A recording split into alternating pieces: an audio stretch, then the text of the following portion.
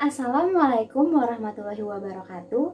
Perkenalkan, kami dari kelompok 1, kelas E Pendidikan Guru Sekolah Dasar Fakultas Ilmu Pendidikan tahun 2020. Kami akan menjelaskan tentang konsep dasar apresiasi sastra. Adapun anggota kelompok 1 yaitu Fahrunisa Aulia, Zahra Safitri, Monica Sanchez, Diana Ayuningsih, dan Aisyah Nuraila Saridewi. Bahasan yang pertama adalah hakikat sastra. Menurut Sumarjo dan Saini, sastra adalah ungkapan pribadi manusia yang berupa pengalaman, pemikiran, perasaan, ide, semangat, serta keyakinan dalam suatu bentuk gambaran konkret yang membangkitkan pesona dengan alat bahasa. Sedangkan dalam bahasa Indonesia, sastra lebih merujuk ke kata kesusataan yang berarti jenis tulisan dengan arti keindahan. Sehingga dapat disimpulkan bahwa sastra ialah karya cipta atau fiksi yang bersifat imajinatif dan inovatif yang merupakan ungkapan pribadi manusia berupa pengalaman, pikiran, dan perasaan yang dituangkan dalam sebuah karya seni. Contohnya seperti novel. Pembahasan berikutnya adalah hakikat sastra anak. Pada hakikatnya, sastra anak adalah citra dan gambaran tentang kehidupan. Sastra anak merupakan sastra terbaik yang dapat dibaca oleh anak yang memiliki karakteristik, tema, dan format yang beragam. Sastra anak adalah sebuah karya yang ditulis berdasarkan sudut pandang anak yang dapat mencerminkan emosi, perasaan, pikiran, saraf sensori, maupun pengalaman anak dan dapat diekspresikan ke dalam bentuk-bentuk kebahasaan yang dapat dijangkau dan dipahami oleh pembaca anak-anak sesuai dengan perkembangan jiwanya. Apresiasi sastra dapat dikatakan sebagai dunia perjumpaan antara dunia manusia dan dunia kewacanaan literar. Selanjutnya, hal ini dimungkinkan dibangunnya dunia perjumpaan dan dunia percakapan. Sejalan dengan itu, pada kehadirannya sendiri, apresiasi sastra sesungguhnya mempunyai satu tujuan saja, yaitu membangun dunia perjumpaan yang memungkinkan adanya dunia perjamuan dan dunia percakapan, sehingga terselenggara perjamuan dan percakapan antara manusia pengapresiasi dan sastra yang diapresiasi. Di dalam perjamuan dan percakapan inilah dunia kewacanaan literar yang mutatis mutandis, sastra bisa menawarkan, menyuguhkan, dan menghidangkan sesuatu kepada manusia pengapresiasi. Sebaliknya, manusia pengapresiasi boleh dan bisa menerima, mencicipi, dan memperoleh sesuatu itu. Sesuatu yang dimaksud di sini tidak-tidaknya dapat berupa 4 macam, yaitu yang pertama ada pengalaman, lalu yang kedua ada pengetahuan, lalu yang ketiga ada kesadaran, lalu yang terakhir ada hiburan. Selanjutnya ada materi tentang fungsi apresiasi sastra. Fungsi apresiasi sastra juga dapat digolongkan menjadi 4 macam, yaitu yang pertama fungsi experiential, yang kedua fungsi informasional, yang ketiga fungsi penyadaran, dan yang keempat fungsi rekreatif. Keempat fungsi ini akan saya ulas sebagai berikut. Yang pertama, fungsi experiential. Sastra tidak merawat dan memperjuangkan fakta, melainkan makna pengalaman manusia. Yang kedua, fungsi informasional. Hal ini berarti bahwa pengetahuan yang masih terbuka untuk dimaknai bukan pengetahuan diskursif yang harus dipahami. Yang ketiga, fungsi penyadaran.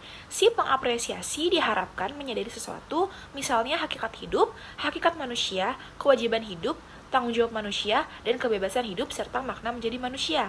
Dan yang terakhir, fungsi rekreatif, yaitu pengertian rekreatif di sini tidaklah fisikal atau empiris, tetapi batinnya dan sukmawi.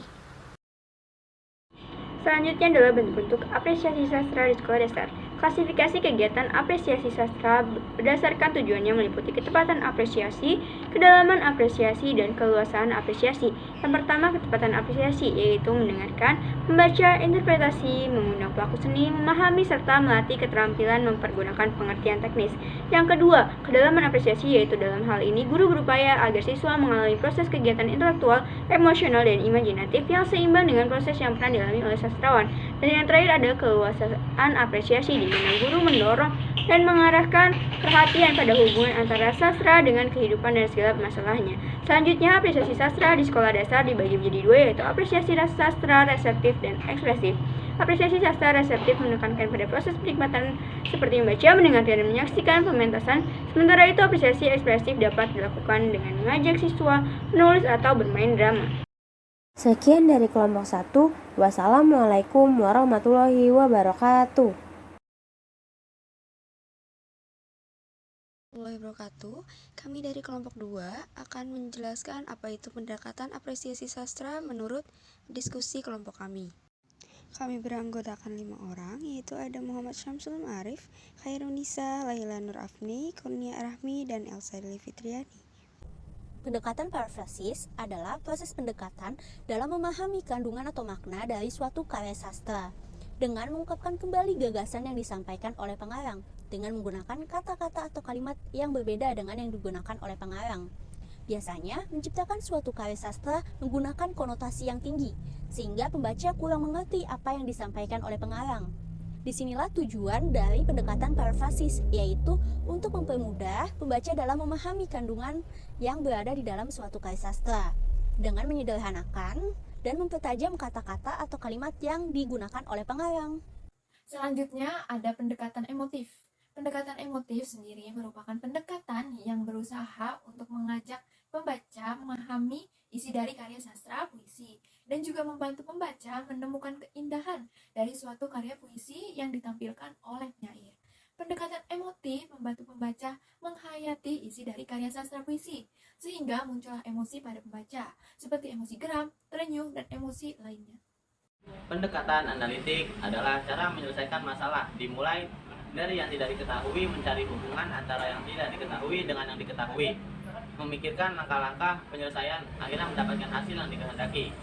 Ciri-ciri pendekatan analitik yaitu berkonsentrasi pada elemen, mempelajari sifat interaksi, menekankan pada ketetapan detail, memodifikasi suatu variabel pada titik tertentu, validitas data dibuktikan melalui teori, memikirkan pendekatan yang efisien. Kelebihan dan kekurangannya. Kelebihan pendekatan analitik ialah pendekatan ini merupakan pendekatan yang logis dan meyakinkan. Tiap langkah dilakukan selalu beralasan, sehingga pemahaman dapat dicapai. Kelemahan pendekatan analitik ialah tidak semua bahan pelajaran dapat dilakukan dengan pendekatan analitik. Kadang-kadang pembahasan dengan pendekatan analitik merupakan prosedur yang sangat panjang. Selanjutnya ada pendekatan struktural, yakni pendekatan struktural merupakan suatu cara untuk menemukan makna keseluruhan dari suatu karya sastra yang menjadi bahan kajiannya, yaitu contohnya melalui pengupasan dan pemaparan unsur-unsur karya sastra yang membentuk keterkaitan dan keutuhan karya sastra itu sendiri. Analisis karya sastra dapat dilakukan dengan mengidentifikasi, mengkaji, dan mendeskripsikan fungsi dan hubungan antar unsur intrinsik yang meliputi tema, alur, tokoh dan penokohan, lalu ada latar belakang dan sudut pandang. Baik, saya akan menjelaskan apa itu pendekatan mimetik. Pendekatan mimetik ini merupakan pendekatan yang memandang karya sastra sebagai karya tiruan atau karya imitasi, atau bisa dibilang juga karya sastra ini berhubungan dengan kenyataan kehidupan sosial dari sang pengarang. Karya dengan pendekatan mimetik merupakan karya yang diambil dari kisah nyata dengan dibumbui beberapa skenario dan kreativitas dari sang pengarang. Contoh karya dari pendekatan mimetik ini adalah salah satunya puisi Senja di Pelabuhan Kecil, karya Khairil Anwar. Puisi ini menceritakan sebuah kegagalan cinta dari sang pengarang yang menyebabkan hatinya begitu sedih dan seakan-akan kehilangan arah dan segala-segalanya. Baik, kesimpulan yang dapat diambil yaitu dalam melakukan apresiasi sastra perlu adanya pendekatan, yaitu ada pendekatan parafrasis, emotif, analitik, mimetik, dan struktural. Pendekatan ini sebagai suatu prinsip dasar yang digunakan oleh seseorang saat mengapresiasi karya sastra. Baik, sekian, terima kasih penjelasan dari kami. Wassalamualaikum warahmatullahi wabarakatuh.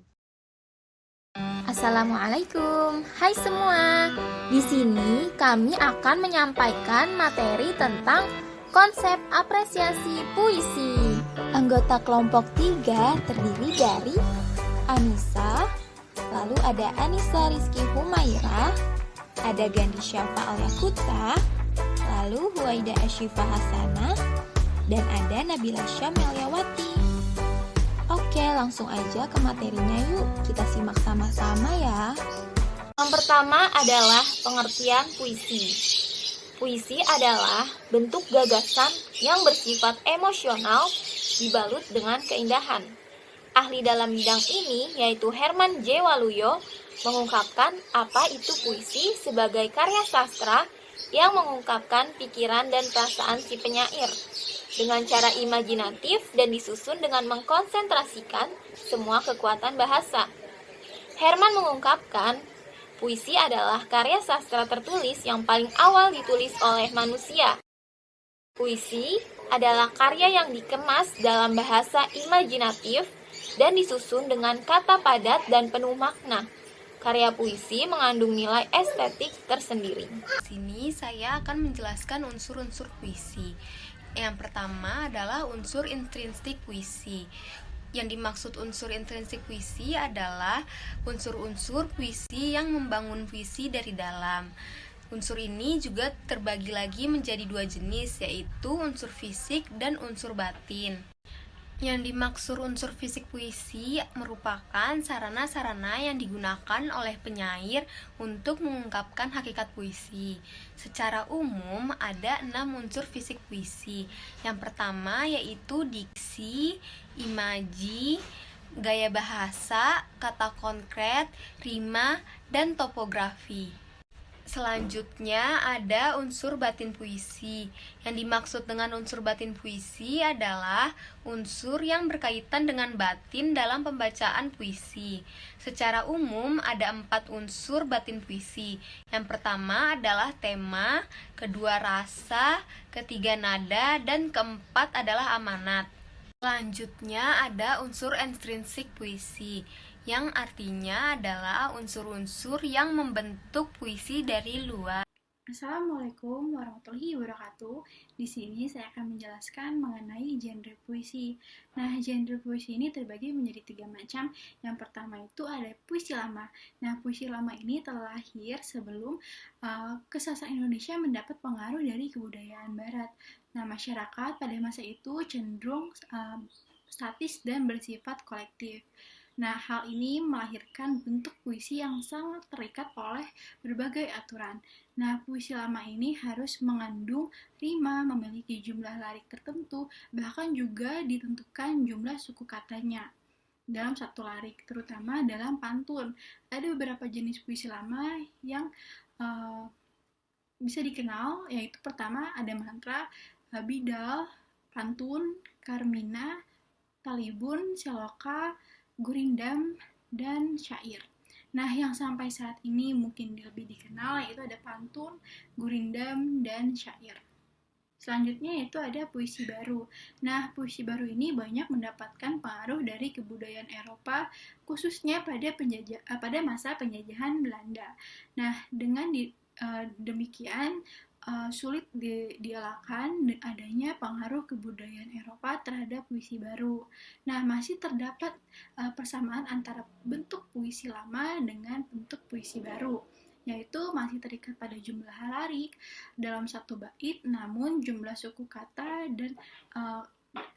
dan kata setiap liriknya ini, jumlah bait serta rima sudah tidak lagi terikat oleh aturan yang ketat.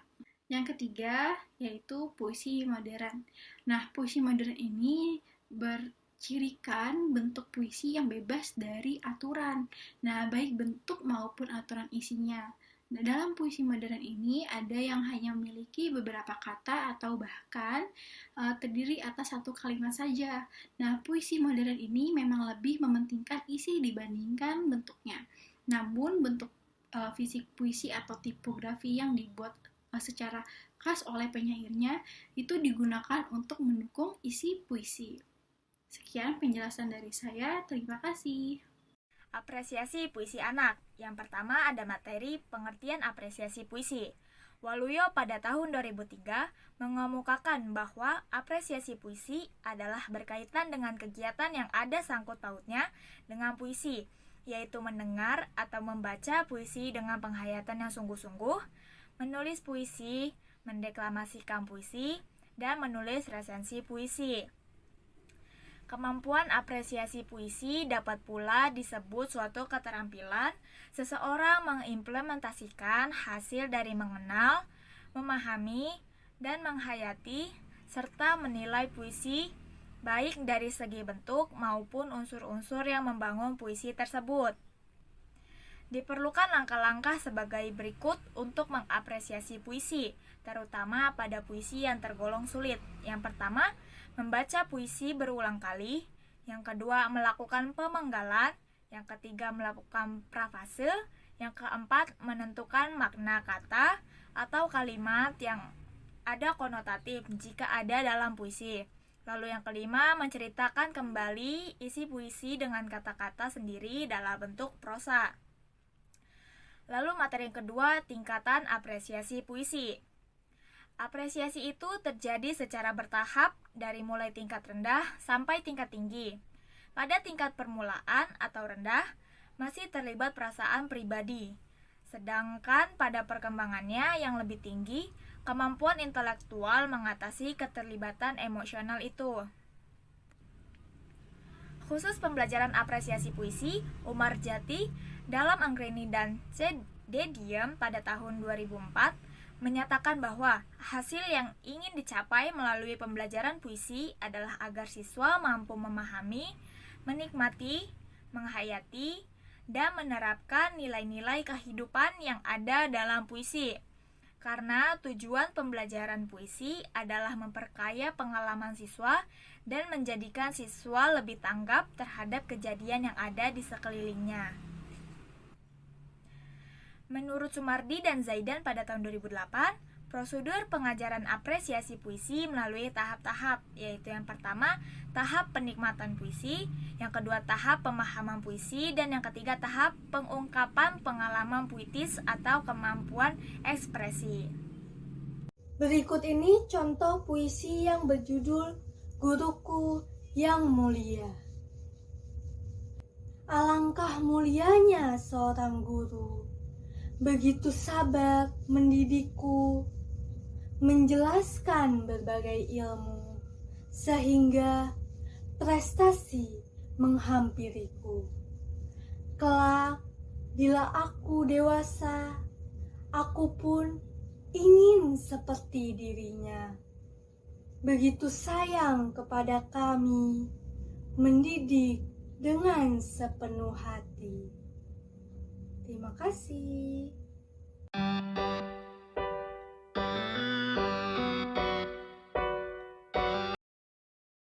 Assalamualaikum warahmatullahi wabarakatuh. Kami dari kelompok 4 akan mempresentasikan pemahaman kami dari materi pendekatan apresiasi puisi. Berikut adalah nama anggota kelompok kami. Yang pertama, apresiasi puisi dengan pendekatan struktural. Ada beberapa pandangan terhadap pendekatan struktural, namun menurut saya, pendekatan struktural adalah pendekatan yang mengkaji suatu karya sastra dengan melihat unsur-unsur struktur teks dan hubungannya satu sama lain, namun tidak terlepas dari hal yang ada di luar karya sastra tersebut. Dalam pendekatan struktural, yang dikaji hanya seputar teksnya saja, yakni unsur intrinsik. Unsur intrinsik dibagi menjadi dua, yaitu unsur batin dan unsur fisik. Contohnya, dalam puisi berjudul Penerimaan, karya Hairil Anwar. Kalau kau mau kuterima kau kembali, dengan sepenuh hati aku masih tetap sendiri. Ku tahu kau bukan yang dulu lagi, bak kembang sari sudah terbagi. Jangan tunduk, tentang aku dengan berani. Kalau kau mau kuterima kau kembali, untukku sendiri tapi, sedang dengan cermin aku enggan kembali. Pada puisi Hairil Anwar yang berjudul Penerimaan ini dapat disimpulkan bahwa puisi ini mengandung unsur-unsur intrinsik yaitu yang mengurai unsur batin berupa tema, rasa, nada, dan amanat. Selain itu terdapat unsur fisik antara lain diksi, imaji, kata konkret, bahasa figuratif, dan rima. Dalam hal ini sangat kuat sehingga cocok dikaji dengan pendekatan struktural. Selanjutnya, apresiasi puisi dengan pendekatan semiotik. Pendekatan semiotik merupakan pendekatan dengan mengkaji suatu karya sastra berdasarkan dengan tanda-tandanya. Tanda-tanda itu merepresentasikan hal yang lain, bukan hal yang sebenarnya.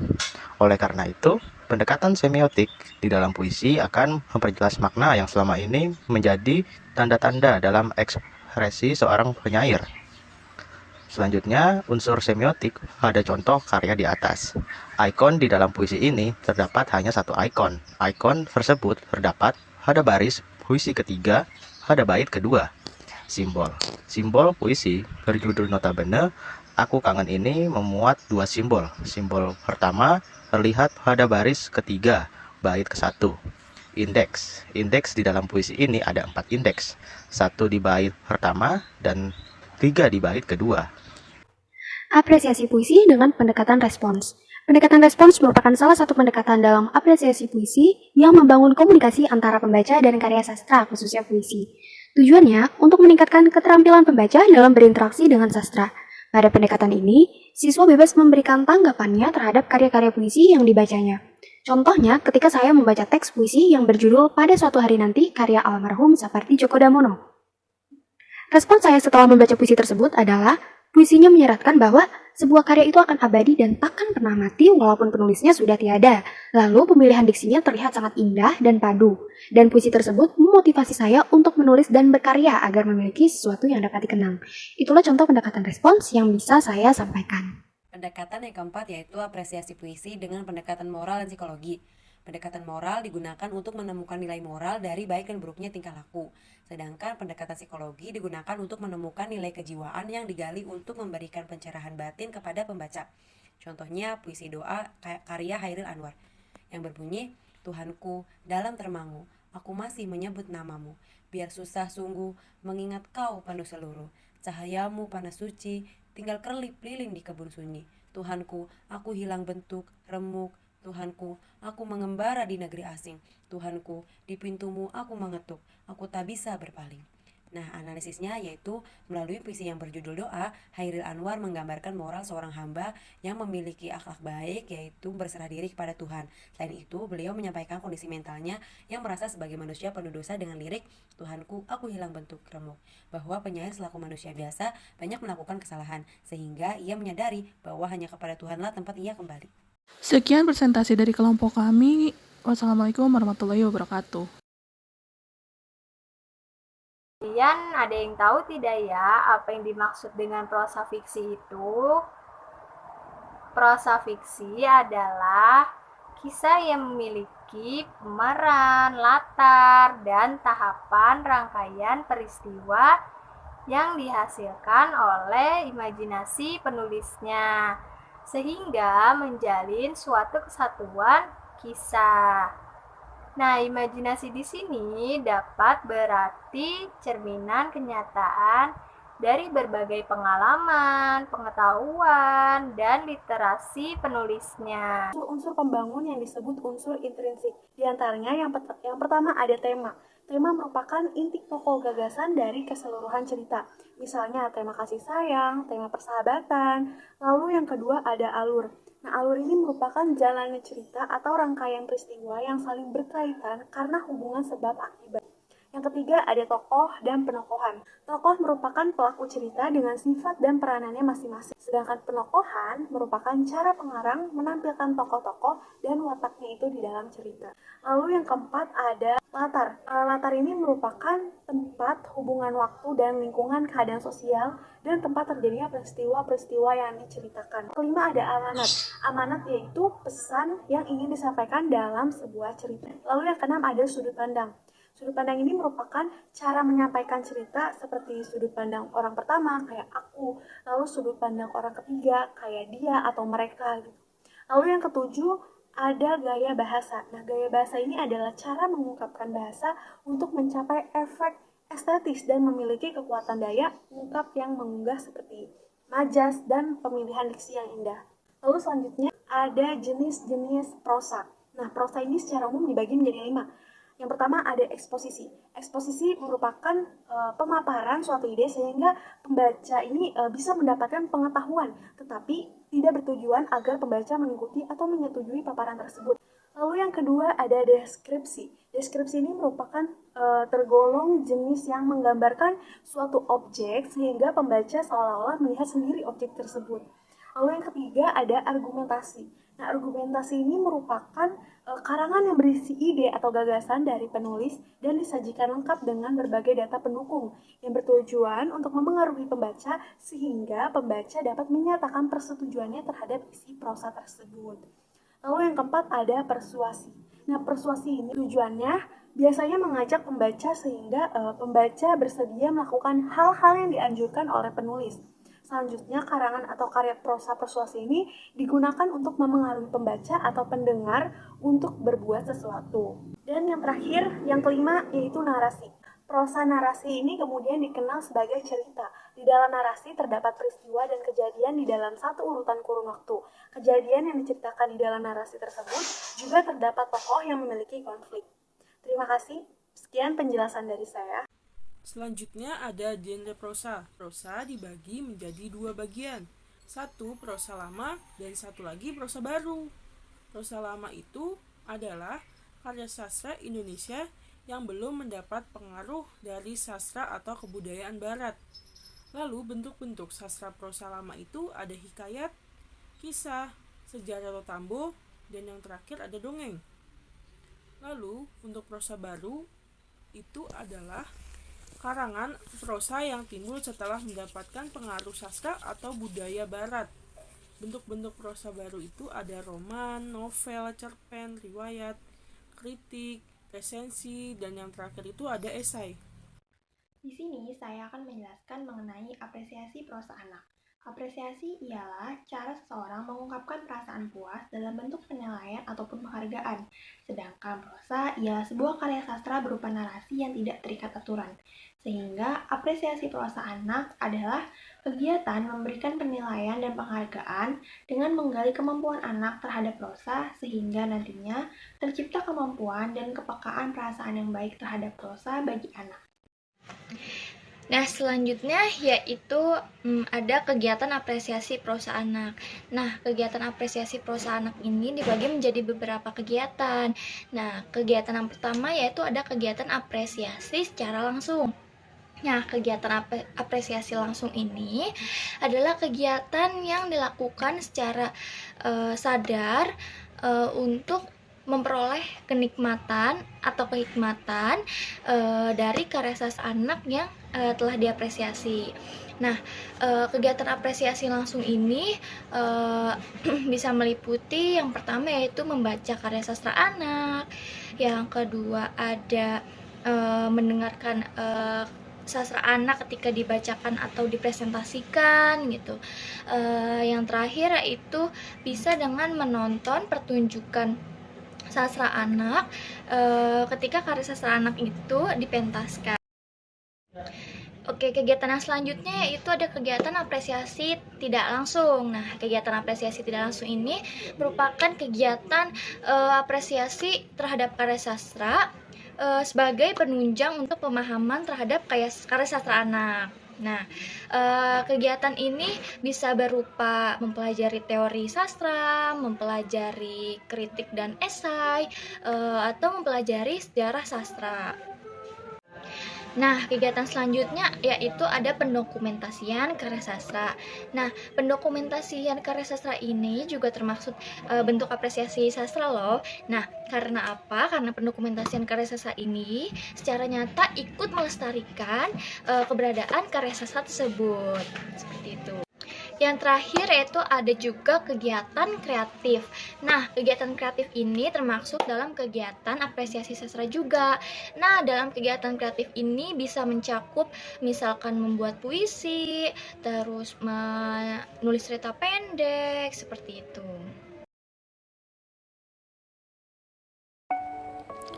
Assalamualaikum warahmatullahi wabarakatuh. Kami dari kelompok 6 kelas E PGSD angkatan 2020 akan membahas tentang pendekatan apresiasi prosa fiksi.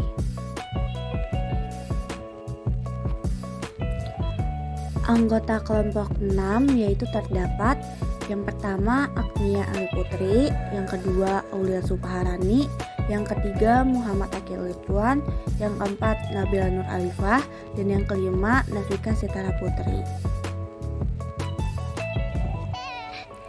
Untuk pembahasan pertama, terdapat materi apresiasi prosa fiksi dengan pendekatan struktural. Pendekatan prosa fiksi dengan struktural.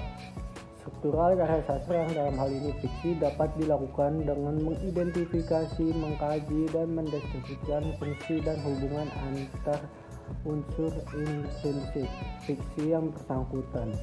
Mula-mula diidentifikasi, dideskripsikan, misalnya bagaimana keadaan peristiwa atau plot penokohan dan tokoh latar sudut pandang. Dengan demikian pada dasarnya struktural bertujuan memaparkan secermat mungkin fungsi keterkaitan antar berbagai unsur karya sastra yang secara bersama menghasilkan sebuah kemenyeluruhan. Teori strukturalisme ini ada berbagai langkah. Yang pertama mengidentifikasi, mengkaji, mendeskripsikan, dan menghubungkan masing-masing unsur sehingga diketahui tema, tokoh, latar, dan alur dalam sebuah karya sastra. Untuk materi kedua, terdapat apresiasi prosa fiksi dengan pendekatan respon pembaca.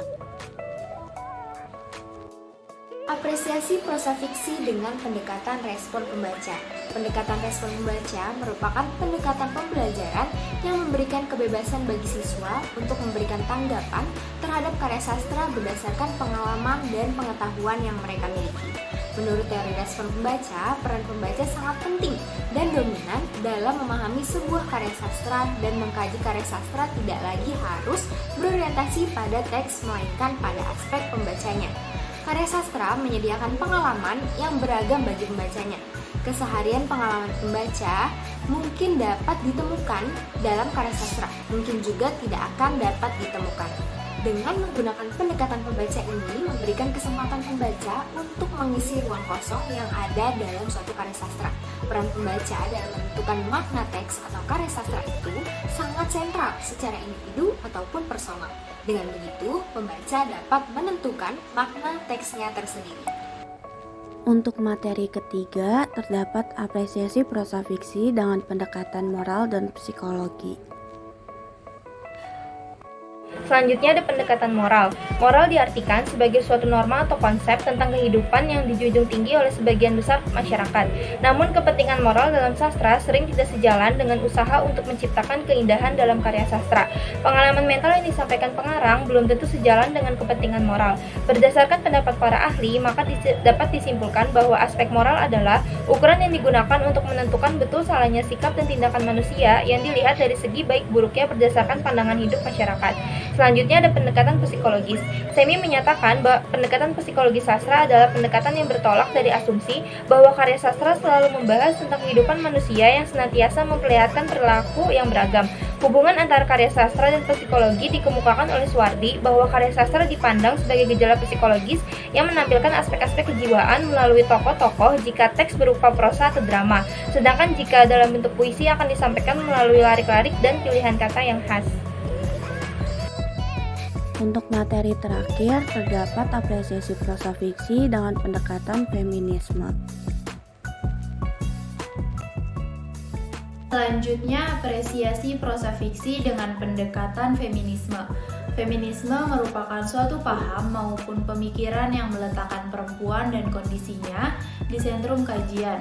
Kajian perempuan baik dari segi identitas, psikologi, opresi, kesadaran, etika, sistem nilai, posisi, peran, sistem patriarki-matriarki, dan sebagainya.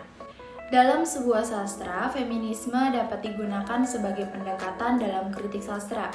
Bahwa kritik sastra feminis adalah sebuah kritik sastra yang memandang sastra dengan kesadaran khusus akan adanya jenis kelamin yang banyak berhubungan dengan budaya, sastra, dan kehidupan manusia. Sekian video pembahasan tentang pendekatan apresiasi prosa fiksi dari kelompok 6. Kurang lebihnya mohon maaf. Wassalamualaikum warahmatullahi wabarakatuh.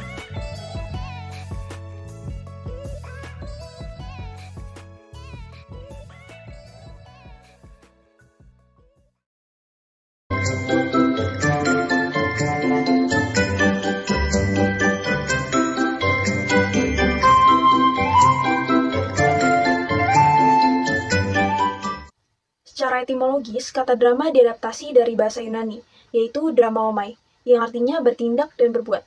Pendapat lain mengatakan pengertian drama adalah jenis karya sastra yang menggambarkan suatu kisah, watak, dan tingkah laku manusia melalui peran dan dialog yang ditampilkan di atas panggung dalam beberapa babak.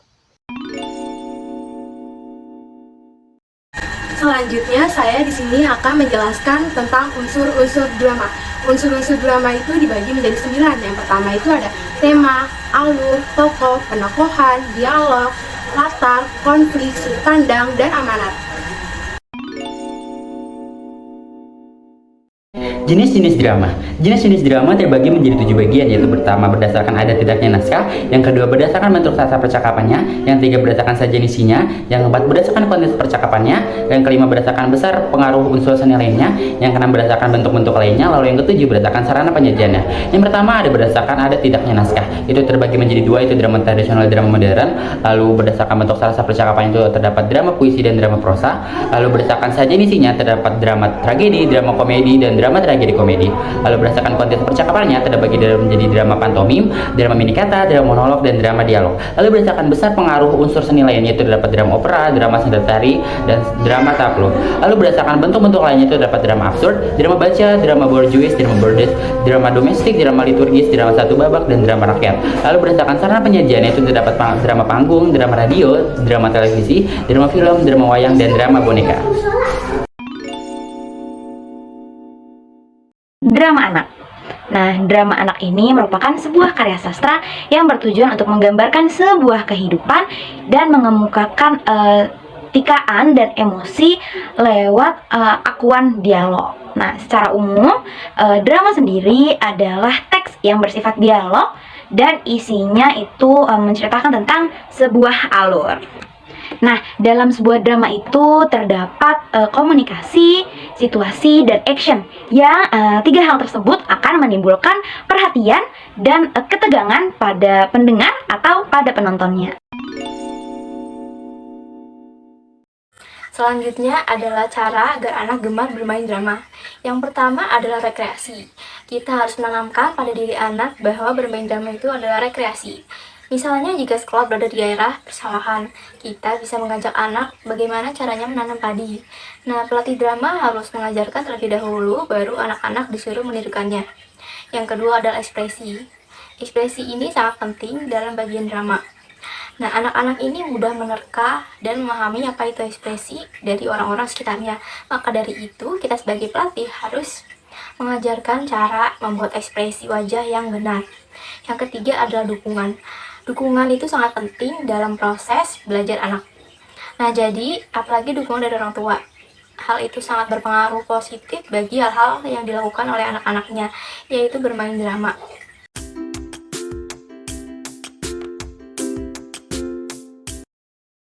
Assalamualaikum warahmatullahi wabarakatuh. Kami dari kelompok 8 akan menjelaskan materi mengenai apresiasi sastra drama.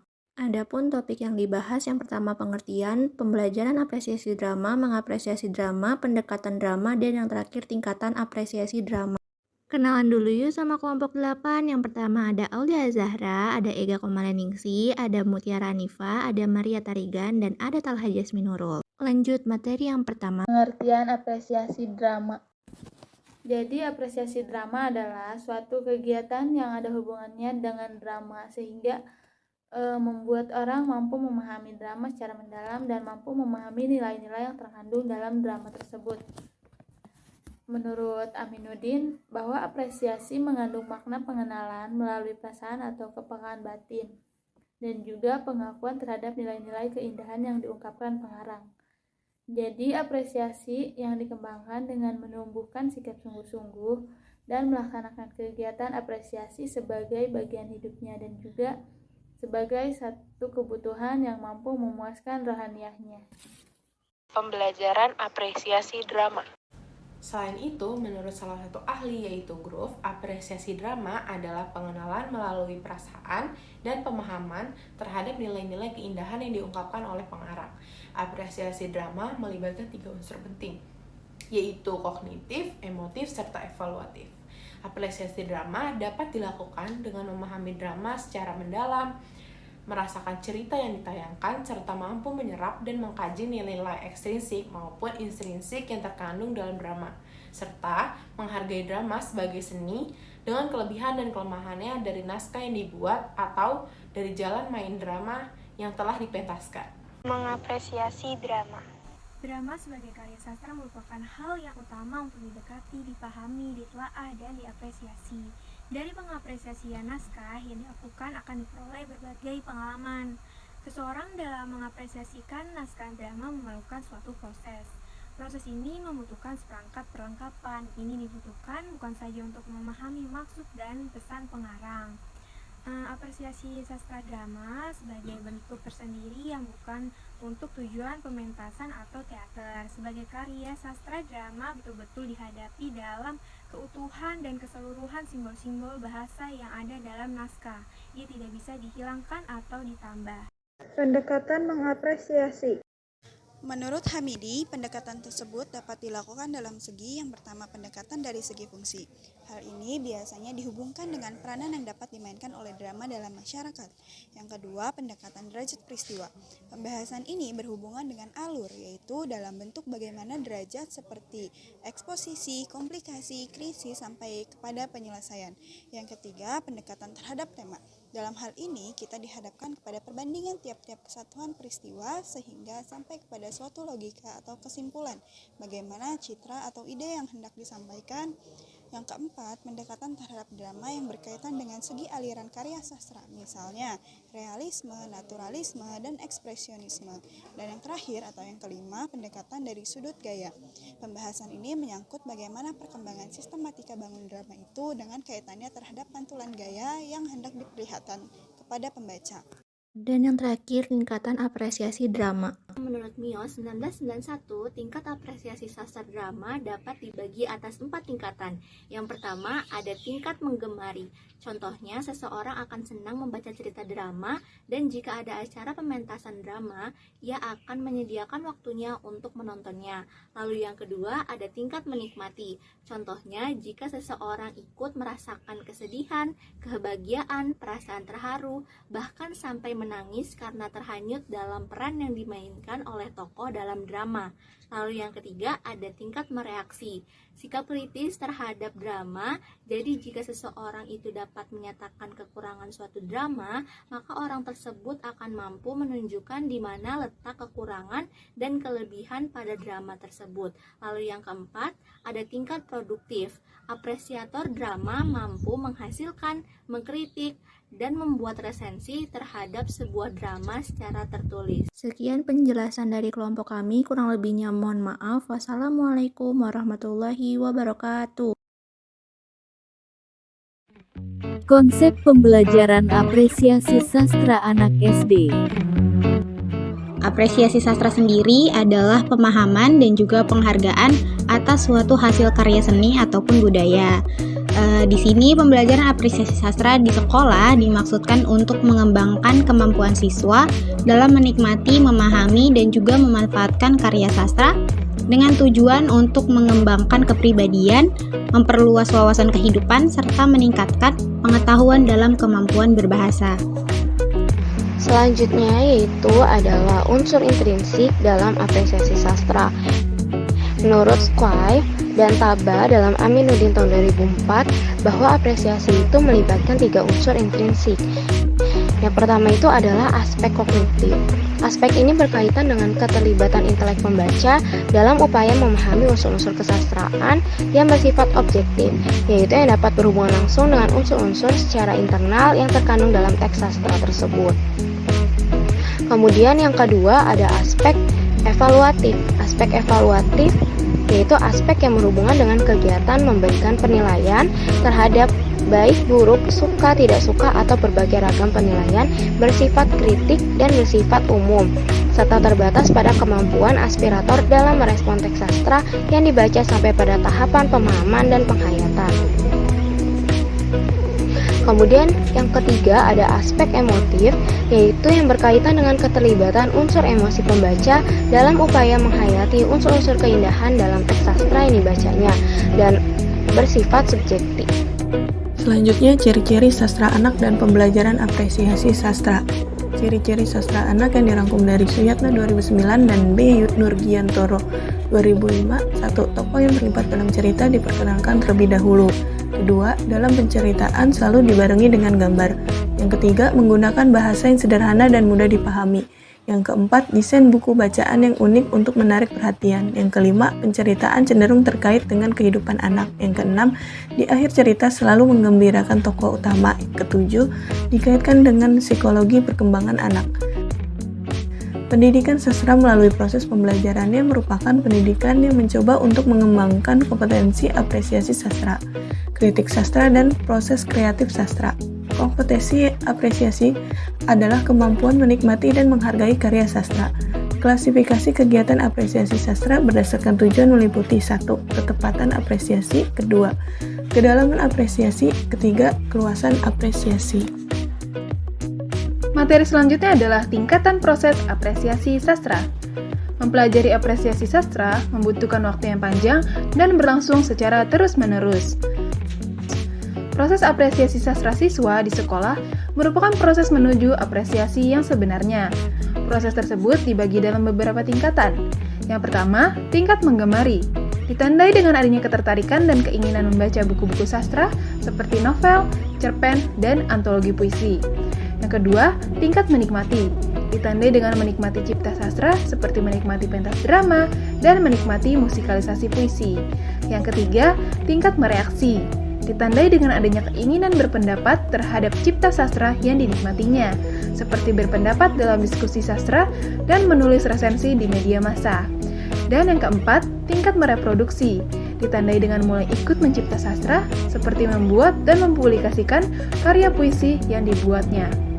Pentingnya sastra anak adalah sastra anak sangat berpengaruh terhadap perkembangan emosi anak yang akan dibentuk melalui cerita-cerita dan kisah-kisah tertentu. Artinya, sastra anak akan memiliki pengaruh terhadap perkembangan kepribadiannya, seperti anak-anak terbentuk kepribadiannya secara alamiah karena telah menyaksikan dan menikmati sastra. Lalu, sastra anak akan menjadi penyeimbang emosi dan penanaman rasa tertentu secara wajar. Sekian dari kelompok kami, kurang lebihnya mohon maaf. Wassalamualaikum warahmatullahi wabarakatuh.